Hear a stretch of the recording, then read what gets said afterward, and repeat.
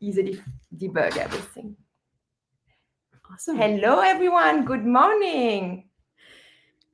Good morning and welcome to another live episode of Thanks for Holding podcast. And today we're on hold with Jordan West, who's an e-commerce investor, founder, podcast host, and also founder of the Social Commerce Club. Yes. Welcome, Jordan. Hey, thanks for having me. This is great. I was really glad to hear you guys were Pacific time as well, because I'm like, I don't know. I don't normally like talk to people before 11. That's normally my time. So I was like, oh, good. Okay. You guys are the same. That's great. I got my coffee. I'm looking forward to this. I'm looking forward to this. I'm going to be honest. I went into this being like, I'm just going to like field some good questions. And I think there's going to be some really great kind of stuff that digs up from this. So looking forward to it. Amazing. So first, I was very curious. How did you get into e-commerce and why? Yeah, good question. So the very first foray that I had into e-commerce was actually drop shipping hoverboards. So I owned a restaurant at the time. I was like 23 when I bought my first business. It was a restaurant, and I was just really interested in how people were selling online. And so this was like during like the hoverboard craze, and I was like, you know what? Maybe I can drop ship these from China. And so I did, and I actually did really, really well. I did it all with Google Ads. But throughout that, my wife also was a clothing designer, and we started a baby clothing company at the same time. And it just kind of like was just like a little something. And then we tried Facebook ads, and it was wild. This was like 2015, 2016, like around there.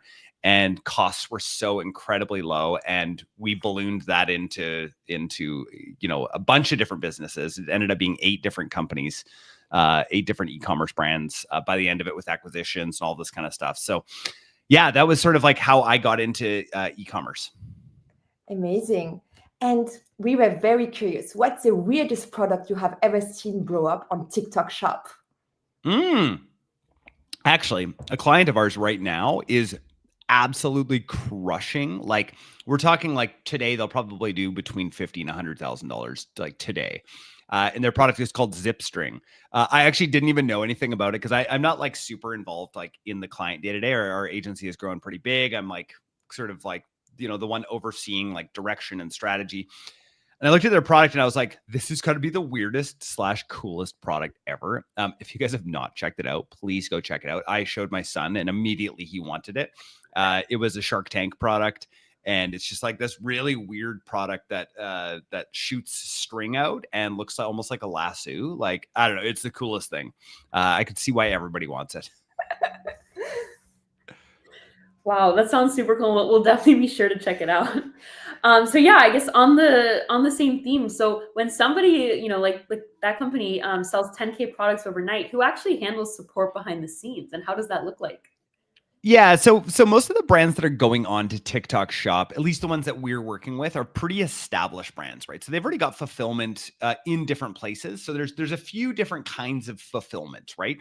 There's multi-channel fulfillment, which takes advantage of Amazon's fulfillment, which is really, really good. But then we've also got TikTok Shop has their own entire fulfillment centers, right? So they have partnered with, the name is slipping me, one of the big fulfillment centers. I believe it's ShipBob. That they have partnered with. And so fulfillment can happen there, but also through Shopify, right? So through people's regular fulfillment.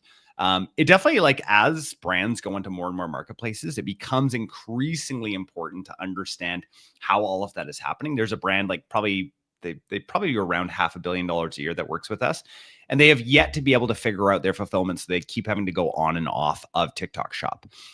So it's a really big deal. I'm curious that you are also an investor in e-commerce. How did you become an investor, and how do you decide who to invest? Yeah, really, really good question. So when I first got into that, the whole idea was really setting myself up to be able to take advantage of good companies in the market that were looking to exit, right? Like, there's really great companies all the time that are looking to exit. So at the beginning, really what that was all about was buying whole companies. And so we've continually done that. We just closed an acquisition of another agency that works with us now at Social Commerce Club and has now like become part of us. For me right now, I'm really looking at total addressable market, right? The companies that I'm looking at, so a lot of people will talk about like, oh, we want to niche down. For me, I'm really looking at like, how big is the total addressable market of that? We just bought a software company in the analytics space. And my thesis with this software company is, number one, people are tracking the wrong things. Mainly multi-touch attribution, right? And then on the other side, we have mixed media modeling over here. My thesis is that, number one, the majority of brands, the total addressable market of brands that want to pay less than $100 a month for a tool is massive comparatively to brands that want to pay, like $1,000 a month, right? So for us, that's where I'm really looking. I've done a lot of software founder consulting over the last few years. Had 3 companies get acquired this year, 3 software companies. And so for me, I really, really love finding where those number one, awesome founders are. And then number 2, actually taking those products to market. So that's really what I'm looking at. And like, for me, it's anything sort of around the space that I really like. The reason being, like, my entire network is in the space. So I don't like to like delve outside of this. I know this space really well. And that really helps knowing, kind of knowing the players and the people that are in the space. It reminds me like you are like Y Combinator, but for e-commerce. Yeah. Funny.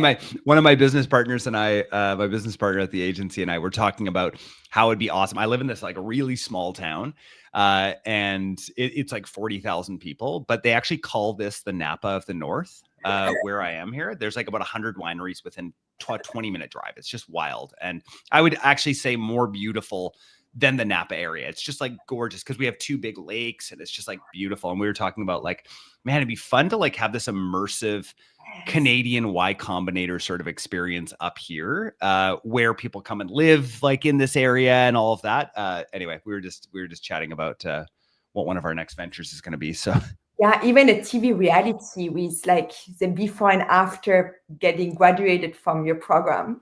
Oh, absolutely. So actually, funny enough that you say that, I actually got a TV show this year. So funny.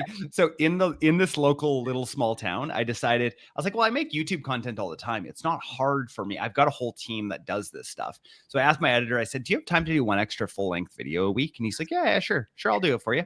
And so I just started making content about the city I live in, which is called Penticton.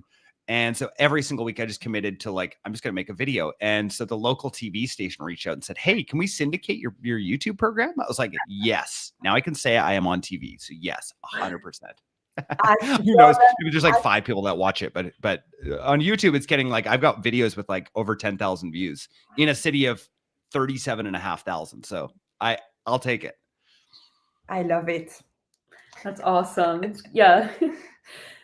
So when you look back at the biggest brand wins that you've been part of, which one still surprises you and why?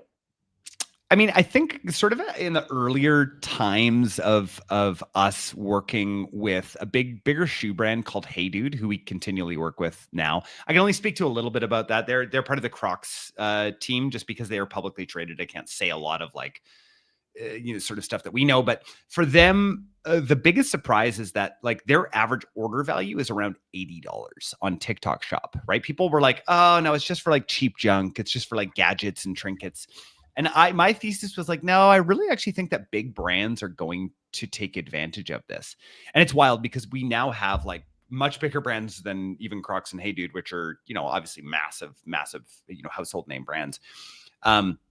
My biggest surprise was that, right? Like, oh my gosh, these brands, these household name brands don't realize what an insane channel this is for reach and for like, even just when you do the CPM calculations, to me, I think that's the thing that people don't really realize is like going onto TikTok Shop is going to get you some form of virality. That virality is worth a certain dollar amount to your company, right? And so I just measure it in CPMs, and generally like around, TikTok Shop CPMs, if you're going to advertise, are in the $30 range. So if you take your like, there's been brands that have like 1 billion impressions, right?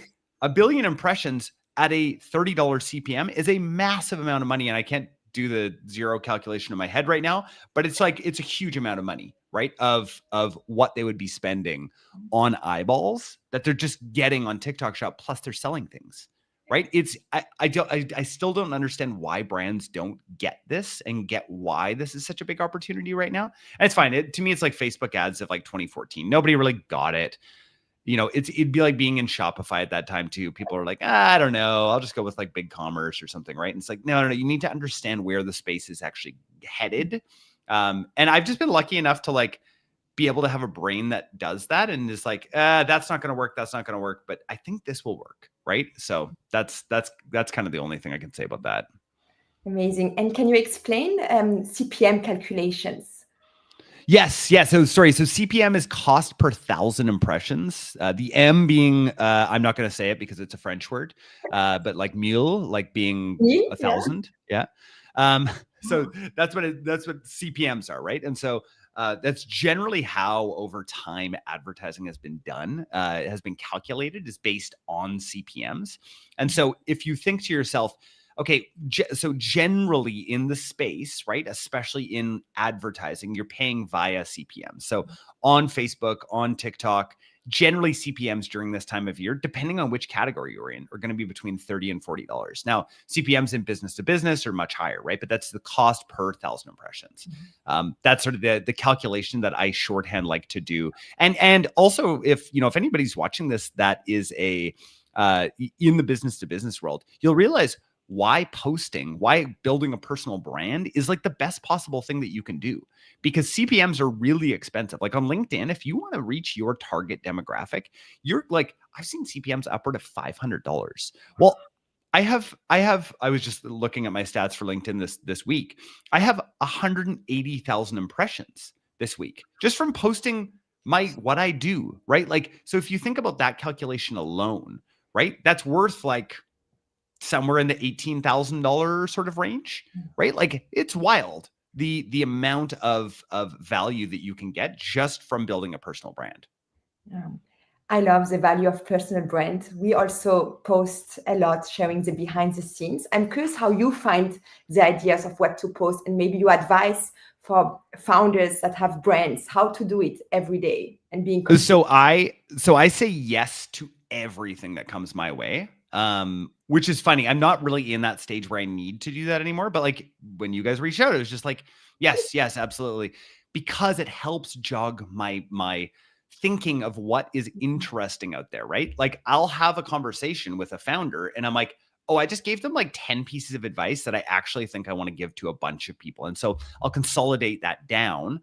I have all sorts of like great custom GPTs that will actually like take those thoughts and then actually give me like, okay, here's what we should write about. And then I go and actually write about it. That is something I just want to make very, very clear that like anyone, and we're recording this in the end of 2025. I really don't think that you should be outsourcing your writing yet. The majority of your writing, if you're doing a personal brand, to ChatGPT. It does not translate in the same sort of way. I've tried it. I've tried both. And I will tell you, it rarely ever works. Humans want humans. There's going to be like a huge bifurcation of what people want. The biggest is going to be that humans will gravitate towards actual humans. I really, really think that that's the way that we're wired. And so whatever you're building, whatever you're doing should be focused around that of like, okay, what makes sense for a robot to handle? I'll tell you, I don't know exactly what your guys' angle is. I need to understand that after, but I was on the phone on customer support with someone yesterday, and I was like, "Oh, I wish this was AI. I really wish this was AI," because I had to continually like repeat myself because I couldn't understand my phone number, and I was like, "Oh man, I like this person. That's great, but like I just for some reason I needed to call customer service." And yeah, anyway. And we are very curious about what TikTok shop trend do you think more founders should be paying attention to right now? Live shopping 100%. So much so that like I am going so all in on live shopping. I can't wait to announce it to everyone. But like we're going so all in on live shopping, like that it's. I really truly think. And so if you look over at China is close to $1 trillion TAM. You can go look this up. It's wild. Total addressable market in China for live shopping. Think about that. $1 trillion, right? We could easily in North America have that big of a TAM. Easily, right? It's just we're always, 4 or 5 years behind on trends like that when it comes to North America. I think that people are not understanding how incredibly huge live shopping is going to be. There's some things that we see in this space where we see big real estate footprints being shifted into live shopping venues. And I'm super excited to announce that. I think that's going to be that might be the biggest thing that I ever do is getting people on board with live shopping. And it's great because I really didn't believe in it like 3 months ago. I saw it come. I told our team, I said, no, I don't want to pay attention to this. I don't want to pay attention, but I think the time is now and it's going to happen. So we have a question from the audience from Michael. So Michael says, in software, solo developers can scale to millions using modern infra primitives. What are the big missing infrastructure pieces in D2C e-commerce, like logistics, marketing, software, that'll let a 1 or 2 person brand scale the same way? Oh, good question. So this is specifically for marketing or? For everything, so that a very small team, like a brand, a founder, and maybe one more person in the team can scale. What do you think is missing currently? That's such a good question. So I think the thing that's missing is the thing that connects it all, right? It's the base foundational layer. So we talk about that at our agency too. Like we're building everything for agentic, and I think it's that base layer of. So what brands have a really hard time with is a source of truth. Right. So if you have a source of truth that you can build all of your agentic things off of with AI, you're going to be like way ahead. And there isn't really that right now. I've been thinking about like, how do you build that? Right. And I think that it's where all of the data sits and flows and is housed, because you can kind of build anything off of that data. Because soon, I mean, we're kind of in this phase. Like, I don't know if you guys saw the Gemini 3 Pro update. Like, of course you did. Like, seeing that, and like I've taught my kids how to use Google AI Studio to build whatever they want, and it's incredible. Like between Google, I'm like such a Google fan now after seeing. We're shifting all of our learning to Notebook LM for everything, and Google AI Studio to build anything. And it's just absolutely wild, but it doesn't matter unless there's that base layer source of truth that you can actually build things off of. And that is totally missing in the space. Nobody is thinking about that. Everyone's thinking about tactical tools to build. And honestly, like, my wife, who is not really in this space or like, I would say even sort of like understands or cares about the space, is like, will software go to zero? Like, will it go to zero because you can just build anything you want? It's like, yes, tactical software like that you can just like whip up quickly by talking to AI Studio absolutely will go to zero. So where is the moat, right? Where's the moat that we need to be thinking of? And that to me is integration. So look in the e-commerce space, look at the ones who have gone public, look at the ones who have been acquired. They have that moat, and that moat generally is integrations, right? If you can be the one that integrates with everybody else in the space, and you can be that one that everybody is coming to, that is where you're going to win. So like I would look at it like that. Sorry, long answer to a short question, but I love it. And actually, I'm very curious to know why do you think Shopify is so popular? And do you think that someone will kill Shopify? No, nobody will kill Shopify. They're so far ahead. So why are they so popular? Number one, they listen. No, well, number one, Canada. Like, Yes. it just makes sense. It just makes sense. I feel like Canadians. So we actually it's funny at Social Commerce Club, we're only hiring Canadians now. The main reason being Canadians, and we've had this thesis for a long time, that Canadians understand the American market much better than Americans do, because we are outside of the jar. We're just far enough outside of the jar to look and be like, oh, we understand how to do this from the outside, right? What was the question? Do you think that someone can kill Shopify? And why is it so popular? No one will kill Shopify because, again, what did they do? Integrations. They're the base layer platform. They're the main source of truth for so much stuff, right? So it's figuring out where does Shopify not have that source of truth that you can build off of, that can then create agentic agentic experiences off of that for brands. That's where I think someone's going to win, and Shopify won't do it, right? Shopify will always have the base layer, right? They'll always have like the basic sort of thing. Like I'm sure at some point, and they might even have this, who knows? Like they might have AI powered customer service, right? Doesn't really matter because it's not going to be at that sort of level. Even like, when they acquired Dovetail and turned it into Shopify Collabs, it's like, yeah, it's like decent, but there are better products out there, right? And you saw like Social Snowball came into the space and they exited, they had a great exit in the space, and it's like, well, they can fight. They're fighting against Shopify, who has a free product, right? So no one's going to touch Shopify. Like it's not, they are so far ahead of everyone that I would not bet against Shopify ever. Thank you. Yeah, super interesting to think about. And like when you compare shops that scale from 0 to millions with those that plateau, what is the first pattern or behavior that stands out for those successful shops? Successful shops care about the creators, right? And so one of the things I love to say is that your job as a brand, right, is not to sell to the end consumer on TikTok Shop. That is not your goal. Your goal is to sell to the creators who then go and sell, right? This is like your like multi-level marketing pyramid, right? You're just like, okay, I need to focus on all of these people that are actually doing the work for me. Those are the brands that scale up successfully. They take care of their creators.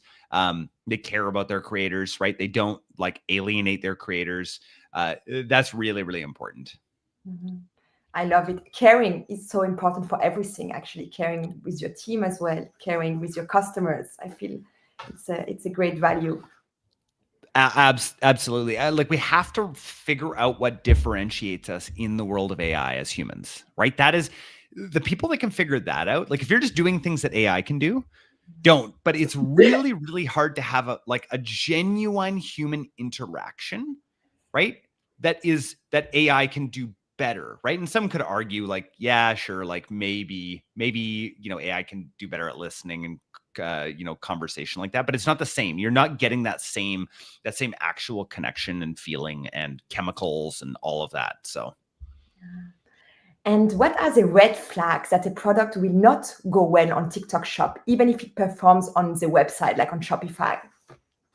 I mean, there is right now, I would say there is a limit to how much a product can go for specifically on TikTok Shop. But for those products, I would go to live shopping on TikTok Shop, right? It's just a matter of like, I think the red flag is actually with the founding team and with the marketing team. If they don't understand the platform, that's why like a huge amount of what we do when clients come on is just educate them on the channel. I mean, if you guys see me out in the space, like I am constantly trying to educate people on what the channel is and how to approach the channel because people don't understand it. It's a brand new muscle. This is why most big brands aren't on the channel yet, right? Like we have this flood of like enterprise, big brands coming into us at Social Commerce Club. Just because I think they've finally caught on. Oh, that's what this channel is. Okay, you got to tell us about like, what do we do? How do we do it? And then can you help us? And yeah, I guess I'm curious, how do you validate a product before paying creators to post it? I mean, there's no real validation that needs. So number one, we don't pay retainers, right? We're only paying on an affiliate basis on TikTok Shop, right? Validating the product needs to be done. Like I don't recommend anybody that's listening to this just go straight into TikTok Shop. It's an interesting validation for different markets. We've been doing that with some big companies where they're like, oh, hey, we want to enter Brazil. We want to enter Mexico. Should we try it with social commerce first? And we're like, yeah, let's attempt that. But the product has to have validation. I wouldn't go back that far before bringing a product to market. Like you need to have that validation. To me, that's, minimum $1 million a year of sales that like in 1 year that like validates a product. And we have a question from the audience. Can you help with TikTok beginning signals or getting out of the 200 jail view on posts? Oh, good question. That's a whole different question. If you are in that jail, my recommendation is just get a new account, right? If you're in 200 view jail, or specifically change what you are doing. If you're in 200 view jail, the way that the algorithm works, right, is it puts it out to generally those first 200 people, and you're not getting the signal on the post that then tells the algorithm what to do at the beginning, right? And then that goes out to, I forget what the next level is. It's like into like the 1,000 range, then it goes to 10,000 and bigger and bigger and bigger, right? And that's how you get virality, right? But generally, when somebody is caught in some sort of like, people will call it being blacklisted, or they'll be like, oh, I'm shadow banned. And it's like, you're not shadow banned, your content sucks, right?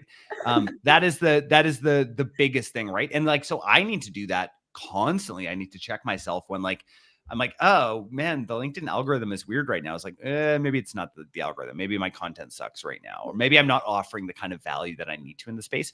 At the beginning as well, make sure that you are using hashtags to tell and people will tell you don't do this. No, at the beginning on TikTok, you need to tell TikTok what the content is about.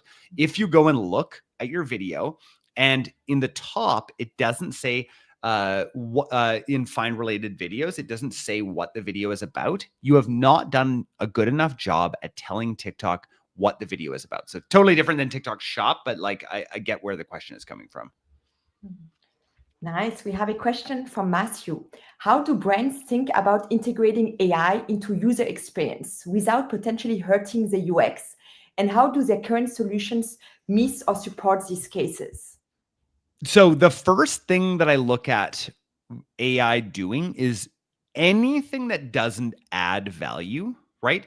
So anything that is administrative needs to be taken care of by AI, right? You need to automate anything that's administrative and isn't actually providing end user value.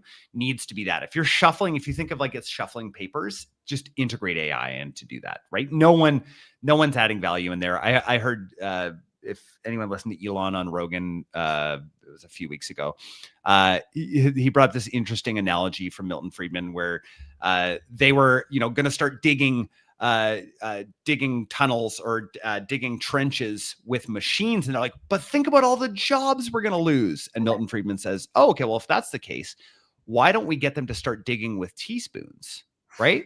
Because that will create a lot of jobs, right? So think about it like that, where it's like anything that doesn't add value to the end result of what you are trying to do, which is deliver a great product that changes people's lives and makes their day better, get AI in to do that, right? Like I wouldn't get AI to help you do product design, right? Because we're still better at ideating on like one thing that humans are still really, really good at comparatively to AI is being able to put together disparate ideas, people, and all of these things together to create something net new.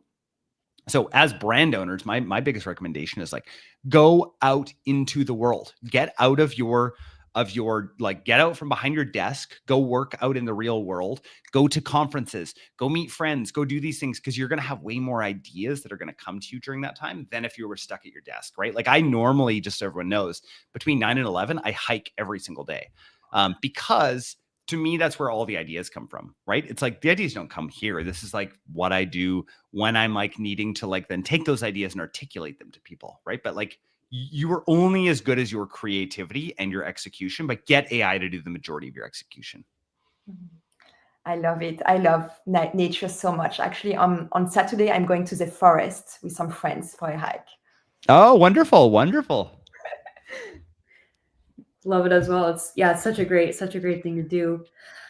We have another question from the audience, from Ugo. How do you make sure to properly assess whether the content or the brand value proposition is responsible for your stagnation?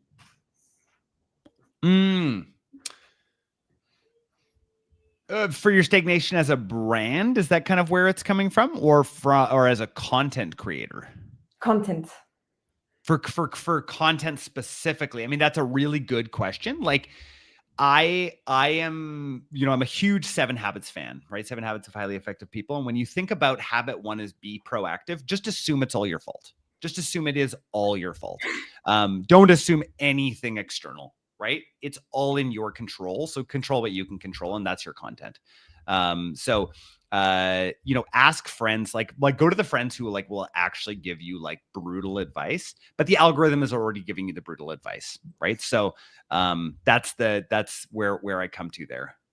Mm. I love it. I love this book so much. And actually, a few weeks ago at Y Combinator, a group partner from YC said that he's reading this book every year. I do the exact same thing. And go to people that you respect and admire, and I will bet you that basically all of them either read 7 Habits every year or are very familiar with the framework, because it's so life-changing. It is so life-changing when you go through 7 Habits and you realize, like, I'm doing it with my family right now. I've got 4 kids. And we're going through the 7 Habits right now because it's so transformative to be like, oh, number one, I'm not a victim to this world, right? Like, things don't happen to me. I have control over basically anything that I do, right? And it starts there. And the majority of people haven't even gotten through that, right? In Habit 1, it's transformative. It is a transformative life paradigm shift that you make. Yeah. And we have a question from Miles. When do you think Jordan TikTok shop will come to Canada and Australia? And how can brands in these areas prepare? Yeah, good question. So I'm really tight with the TikTok shop team down in Seattle. We would know if things are happening. They just said they continually are pushing it off. Now they've opened up some other markets, right? Mexico, Brazil, Spain, some different areas like that. So when do I anticipate it happening? I really hope soon. I don't know much about Australia. Me being in Canada, I've like been hoping for it. I actually was joking around. I'm like, I'm going to be a content creator in Canada, like a TikTok shop creator, because then I can get a bunch of like cool products and talk about them and stuff. I hope it's soon. I don't know. If you follow me on LinkedIn or X, I'll let you know like the minute that I know anything about it potentially launching. Thank you. And we have another question. So what's the best method to keyword research for a TikTok post as a content creator? For keyword research. So we do this actually often the other way, from brands looking for content creators. But like when you are as a content creator, when you're trying to look and see like, okay, what should I post about? Number one, just post about what you want to post about. Right? Like, post about what you're passionate about, what you're an expert in. Don't try and game the algorithm with something it's very easy to game the algorithm, but that doesn't mean you're going to get great followers or build a brand, right? Like there's a great Naval Ravikant. He talks about this idea that like, there's only one thing that you're good at, and that's you, right? So like, just do you. Right. So stack whatever experience, whatever interesting things you have. Like for me, I stack this all the time, right? Like I owned a taco restaurant. I was a paramedic for 12 years. I've owned 8 different brands. I've owned multiple agencies. I've owned software companies. I'm doing all this stuff. And so I stack all of that together to make something interesting, and then have a point of view on the world from that. I wouldn't try going the opposite way. Right? If you go the opposite way, you're only going to be left being a puppet, and you might hit success. That's great, but you're not going to be true to you. So who cares? Like, what does it matter in the end, right? Like if you're just trying to like chase the algorithm, that's easy. Chasing the algorithm is really easy. Like I know how to do it on LinkedIn all day. I actually showed at lunch yesterday. I showed somebody. I said, "Hey, I'll show you how to make a viral LinkedIn post," and I did it, and lo and behold, it had like 100,000 views. I'm like, it's easy, but it's not me. And all you do is complain. Just so you guys know, you complain and talk about things that employees care about. That is LinkedIn. Just so everyone knows, this is an employee platform, right? If you want to talk to founders, number one, they're in masterminds, and number two, most of them are on X, and they're not super. They don't post a lot, but they are always lurking. So just so everyone like kind of knows between the different platforms. And we have a follow-up questions on YouTube from Big Papa here. I mean, do keyword in description play a big role at this time of the post? Yeah. Oh, I mean, absolutely. Like, so whatever you're posting about, right? You want to make sure that you're going to get whatever that search term potentially is. But I will tell you, the majority of traffic now on YouTube will come more from people from the content actually getting out there. So YouTube has a similar kind of content algorithm where we'll put it into the browse feed, and they'll first go to your followers. But like, absolutely, like you want to make sure that you're talking about things that people actually want to talk about, but just make sure that it's in your realm of experience. And now last question. So yeah, last question. If you were launching a brand new TikTok shop today, what would your first 30 days look like to set it up for 7-figure success? Awesome. Great question. So the first thing that I would do is make sure that all of your back end is set up properly, right? Like making sure that that's set up properly is like really important, because if you hit virality and you hit success, like you do not want to run out of product, right? So that's like the one really big thing at first. Also, I would use my Blitz methodology. So the Blitz methodology essentially is ship a bunch of product to creators and tell them do not post until the Blitz date, right? And then on that date, within that 24 to 48 hours, deploy your entire marketing budget onto all of the, so like, let's just say you have $20,000 to spend on creators and on ads, deploy all of that at that time, right? All together at that one time. That's where I would go from. You can look, if you search Jordan West on YouTube, just search Jordan West Blitz, and you'll find it on there. And that kind of explains the whole methodology. Thank you so much, Jordan, for all the amazing learnings and insights. Thank you so much. Yeah, this was wonderful, Jordan. Yeah, I really appreciate it. And to everyone listening, our next episode will be about how to manage TikTok shop affiliates successfully with the co-founder and CEO of UKI, and the link to sign up will be in the comments, so you'll be able to catch that right there. And once again, thank you so much, Jordan.